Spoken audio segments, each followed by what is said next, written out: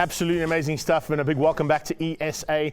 As I said to you, we've been able to catch up with the four-time UCI Downhill World Cup champion and the world champion. He's done it 4 times in a row now. Can you believe that? It's absolutely amazing stuff to have Greg Minnaar on ESA with us only 3 days after he's taken his 4th world championship. We managed to catch up with him on his travels worldwide, getting ready for the next event, and we caught up with him on a VMX call. Let's go and find out what's been happening with the greatest of all time. So here we are. To pick up only a couple of days later with Greg Minnaar. Dude, I can't believe that it's literally 4 days since you've gone and done the unthinkable. 4-time UCI downhill mountain bike champion. First of all, it just must be mind-blowing. I don't think it's sunk in yet, has it? Well, Greg, first of all, it's been such a while since I've seen you, and for you to be so serious taking this interview and put your game face on was pretty surreal for me. Probably as surreal as winning on Sunday. So, yeah, it hasn't sunk in. It's although if it hasn't sunk in, all the messages and emails and everything else has really sunk in, or made it sink in, or probably will sink me. So that's been a bit tough. But you know, I think the hardest thing is we finished up on Sunday. And we've come straight to Switzerland. We're going to the World Cup this weekend, so we're on track tomorrow. So it's really not much time, and it's just been a whirlwind and storm of press and media and everything else. So it's been a bit tough, but other than that, I can't really complain. I've been very blessed with a great season. Yeah, you have, but there's no doubt about it. Our history, as you said, goes back quite a long way. Teammates for 2 seasons at Kona when we were still racing here in SA. Some fun stories as well, which of course we'll get into hopefully in this interview. But yeah, I have to put the game face on, as you said, because we are live on Ignition TV, and we're also going live on all of our social media platforms over next Friday and Saturday. But I've got to say, at 39 years of age, did you ever think another world title was up for grabs? I know you were looking for wins in the World Cup, but the World Championship, that's a whole nother level, buddy. You know, you've done it 3 times and now 4. Well, I mean, I knew I could win it. I mean, I wouldn't be racing if I didn't feel I could win. And, you know, Santa Cruz made this beautiful frame, and the artwork on this frame had all my medals through my career of World Championships. And I just looked and I was like, man, since 2015, I haven't even got a bronze medal. I mean, things have been a bit dry. So that was some inspiration there to elevate the game. But yeah, I felt good this whole season. I've had a bit of bad luck in the World Cup, so that hasn't helped. But yeah, I definitely wouldn't be racing if I didn't feel that I could win. It's really hard to put together on that one run. Sure. I mean, that's the whole idea. Once you're out there, if you don't have the ability or the mind capability to think that you can still win it, in amongst, we mentioned the Frenchies, you've got some fast Americans, you've got some fast Canadians who are starting to come through that are becoming a big threat. You just look at the likes of the junior world champion as well. I mean, he just from British Columbia, unbelievable young rider that could possibly be, you know, touted to be the next you, because he's come through the similar kind of ranking to what you did from sort of motocross into downhill, a little bit of motocross and downhill, some enduro here and there as well. And eventually it all comes into play, because I think the well-roundedness of you as an athlete is probably one of the best things for you in terms of your ability still to win at this level at your age. Yeah, I think I've had I think I was pretty fortunate, really lucky. I mean, I didn't expect when I was a kid that I'd end up on a mountain bike, never alone racing downhill. So I think I was lucky in that I started BMX, or I had a BMX, and raced motocross for 10, 12 years as a kid. Starting at 4.5. So I had a good grounding in motorcycles, and then that transferred really well to mountain biking. And then, of course, the motocross background led more to downhill than cross country. So it's definitely played a big part in my career. It certainly has. And I think a lot of the guys that are racing downhill now must have had some kind of motocross or used motocross for some training, because I think the skills you learn there, particularly when we look at the run that you did, and it wasn't, and I don't want to say this, you're probably going to laugh when I say this, it's not the hardest run you've had to deal with this year. Because if I look at some of the World Cup venues you've been to, dude, some of those drops, some of the rock gardens, some of the jumps that you guys are hitting, I mean, it's a whole nother ball game in the sport now. And when I looked at Italy on Sunday, I thought, now, hang on a second. that's very similar to what we used to run sort of in Stellenbosch and the likes of the World Cup events that I was involved in at some stage. But I think the technology has also gone that route that you can literally climb onto your Santa Cruz Syndicate bike and destroy whatever comes at you. Yeah, I mean, the bikes are definitely geared up a lot better than they used to be.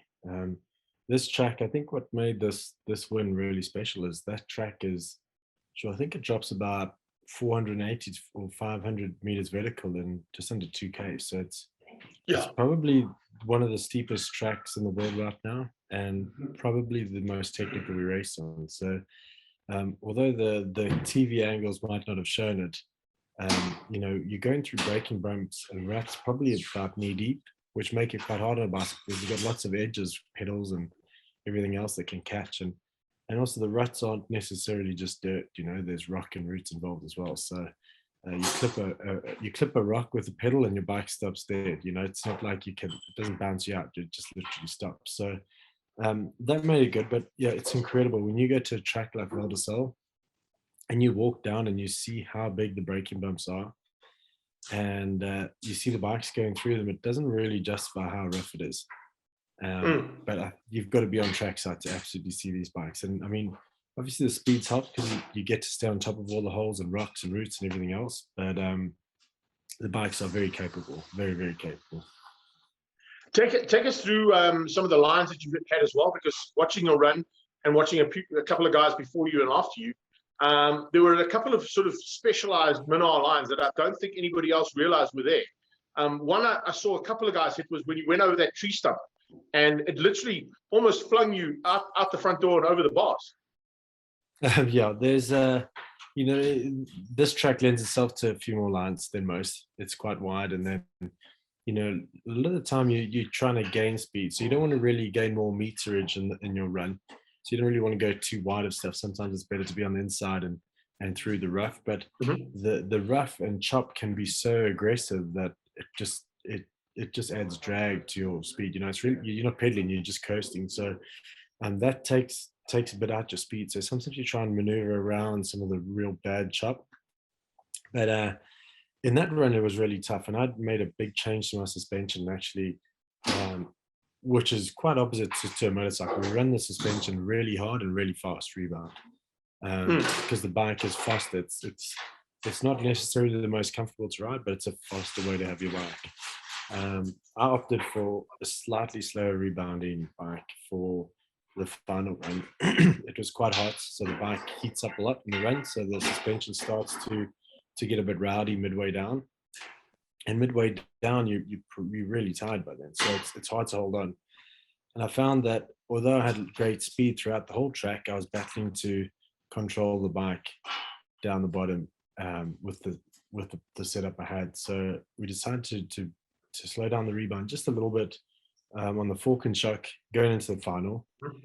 And on the final, it didn't really feel that great. So up top, the bike started to feel rough under braking, and I just felt like I was riding way too smooth, and it didn't feel good. And my time showed it. I was probably, I think, a second and a half back at the midway split. And the second half of track, when the chop got worse and the bike had heated up, suddenly I was in control of the bike and I started to gain time on everyone else. So I put in 2.5 seconds into the guy on the last, I think, minute and a half of track.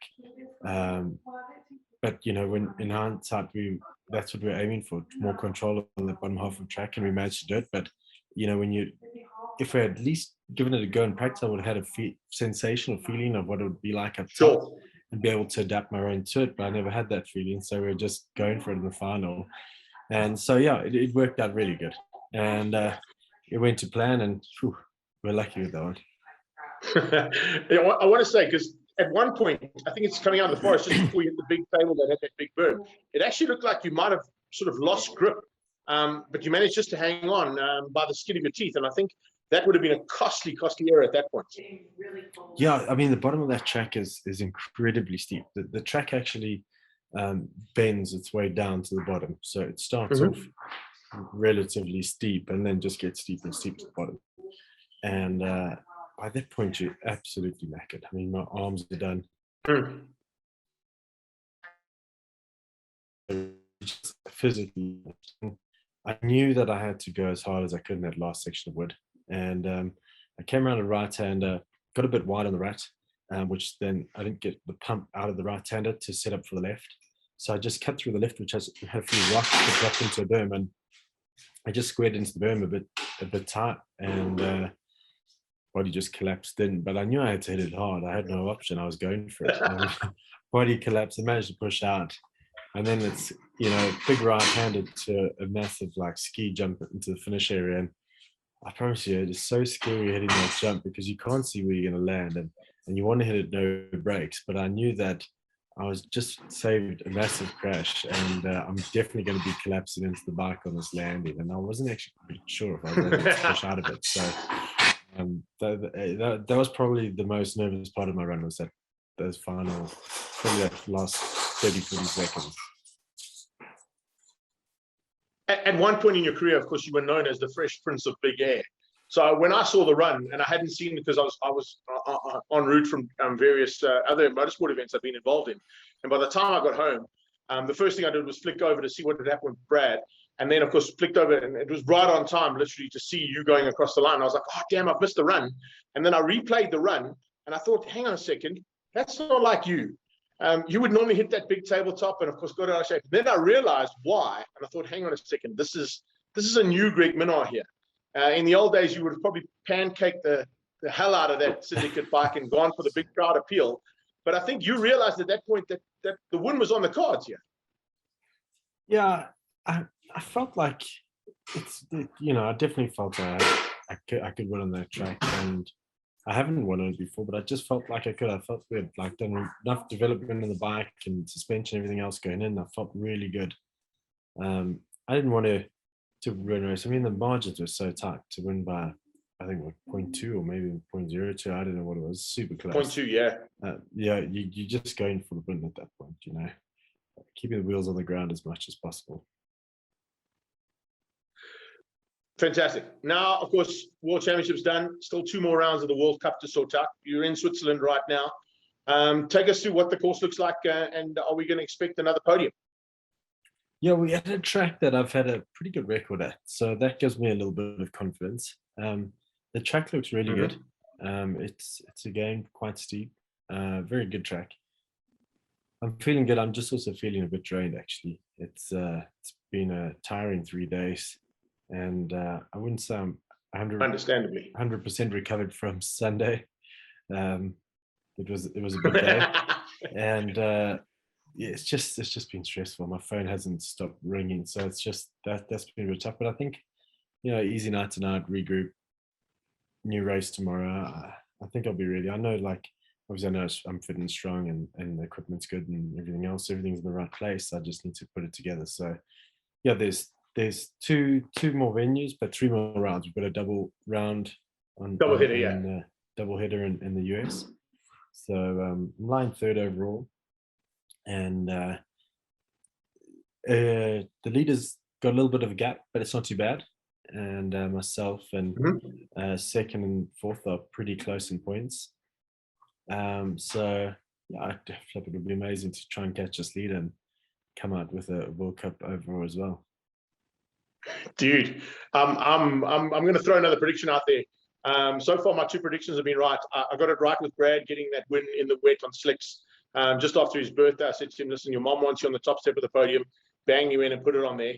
I then put a post out with you, which you probably saw and hopefully did, saying, it's about time that 4th title came. It's been a long, long time, and bang, you went and did it. So let's just chuck one out there on ESA right now and saying, by the end of the season, we're going to interview the World Cup champion as well. That'd be amazing. Yeah, funny enough, I forced Brad into a bit of a celebratory dinner now that he's moved up the road from me in Andorra, and awesome. That was pretty good fun. So he messaged me yesterday to say that we're going to be having another one next week. So I don't know if that's the ideal prep going into the last round, but it sounds like a lot of fun. So that'll be good. It'll be okay if it's just Brad, but if it's Darren, you're in trouble. I found that actually the opposite. I found Brad's quite I think Brad's in trouble. Okay, so yeah, I find that Darren more reserved. Somehow the brotherhood flips. It's amazing you say that, because when they're here, it's completely the opposite.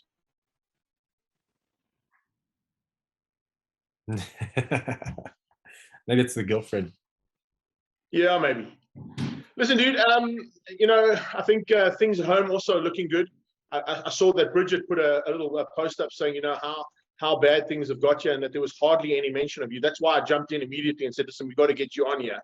The press over there must be going crazy. I know you've got a lot of press that follow you and media that follow you particularly. You've got Sven taking all your photos, and PD and the crew also putting a whole bunch of stuff together. But here in South Africa, I've got to say, I'm saying it on behalf of all media. We're just absolutely blown away, buddy. Not because you're the 4-time world champion, but because I can call you a good friend that we've been around a long, long time together. And of course, done all sorts of things, not only on the mountain bike. We've been some enduro cross. We've done some celebrity blacklist racing in a polo, which I've still got your helmet with, by the way. And it needs a Greg Minnaar Cliff Bar helmet, please, to put next to it, if possible. I'm throwing that out there.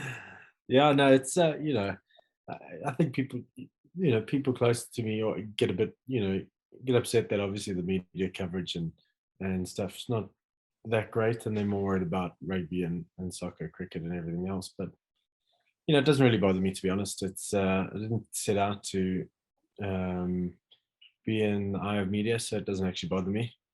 And I think if that was my aim to have media coverage, I'd probably be pretty pissed off with it. But I don't mind, and it lets home be a little more quiet, and that's more enjoyable for me.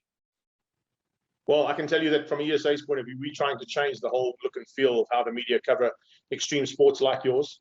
And of course, all the sports that you and I have been involved in over the past couple of years, and heading back into our own careers, and my career with you for a little while too, which was pretty dismal compared to what you've done with us, buddy. I've got to say, every time I see you on a track, it just blows me away that at one point we were sitting together in the same team bus, doing things together with Mark Squire and the likes thereof. And it just, when I see what you've done and I look at what I've done, I go, okay, well, I went the talking cuck route and you went the riding bike route. And I think that's so cool. Yeah, it's I think I've been blessed. I've met a whole lot of good people along the way, and it's crazy. There's been all the way through my career, there's just been people who bumped into, like yourself, that have gone and ventured off into other things, and it's so cool that we kind of go back into the bicycle or to two wheels, and I think two wheels generally are just such an amazing thing to have, whether it's motorized or pedal power. It's everyone relates, and I think that's really cool. Yeah, I think we can end off the interview saying, probably as much as what Rossi says, that 4 wheels moves the body, 2 wheels move the soul, and you've certainly moved the soul of South Africa, buddy. Congratulations once again from us at ESA. We really are big fans. Your number one fan is right here, but there's no doubt about it. I've got to say from my side, a massive congratulations, and I can't wait to get you home so we can hook up and go for a little bike ride. Yeah, that sounds great, Greg. Thanks a lot for having me on the show. I told you we don't mess around. I told you we bring you up-to-date information. How much more up-to-date do you want than that? Interview with a 4-time world champion and South Africa's proudest probably athlete in terms of mountain biking and cycling at this stage.